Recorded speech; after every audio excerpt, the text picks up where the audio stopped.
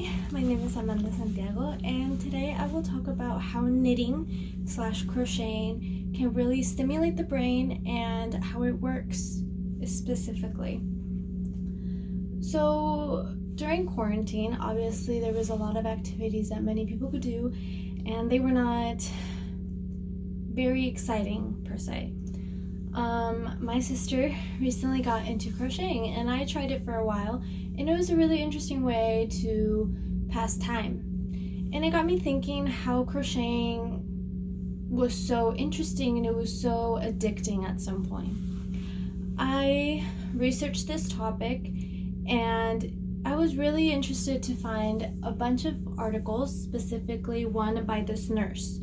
This nurse works all day.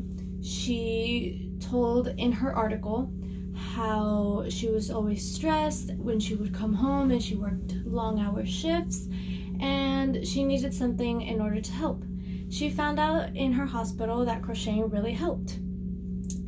And as a nurse, she researched more of this topic, and she found out that she could use crocheting as a way to stimulate your brain. She found out that there was ways that I could actually help with the repeating of a certain project. Of course, we know projects can actually really help because they keep us occupied, they get us creative, and they make us figure out what we want to do next.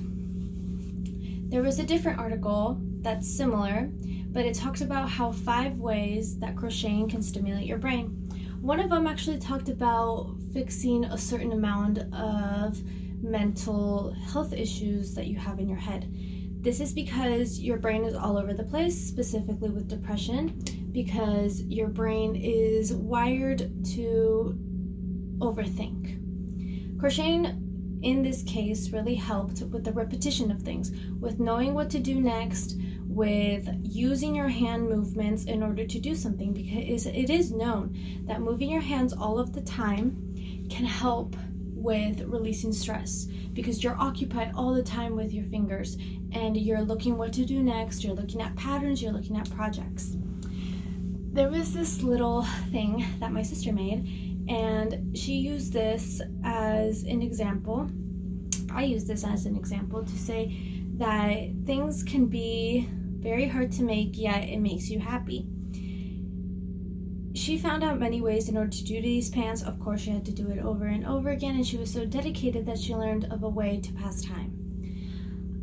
She also made this because she was so curious of how to make little things specifically. She wanted to see how all of these can actually help with your mental health.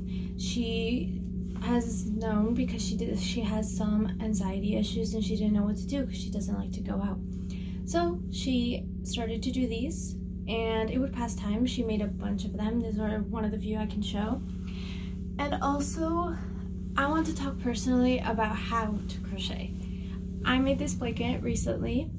It was actually really interesting because I found myself doing it all of the time, and I finished this in a couple weeks because it was so fun to make. How to crochet is very simple.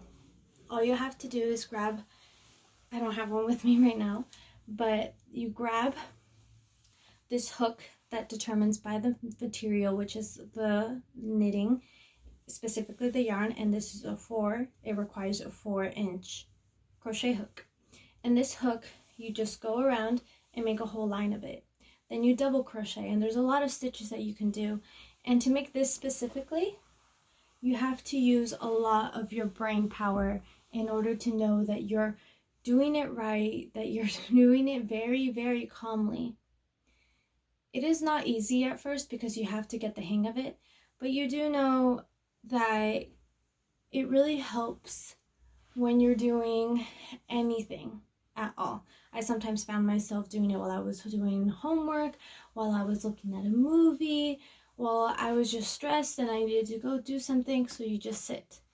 So the point of this video is not how to crochet specifically, it's how to give your mind occupied with a certain thing, which is crocheting. It's not because you need, sometimes I've been to therapy. Therapy is a way, of course, But sometimes little things at home really, really help. And crocheting was one of the things that I found and my sister found that really helped in order for us to do something different in our lives. Of course, there are many myths that crocheting is for old people. Crocheting requires a lot of patience. And yes, it does require patience, but literally anyone can do it.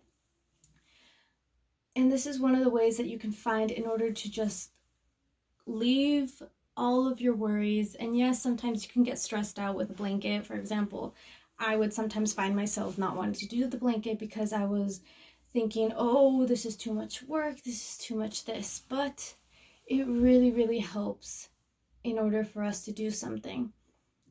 Because when you simulate your brain, you don't have to do all of these professional things.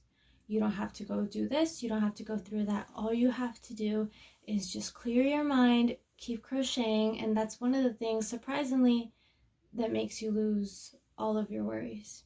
Thank you for listening.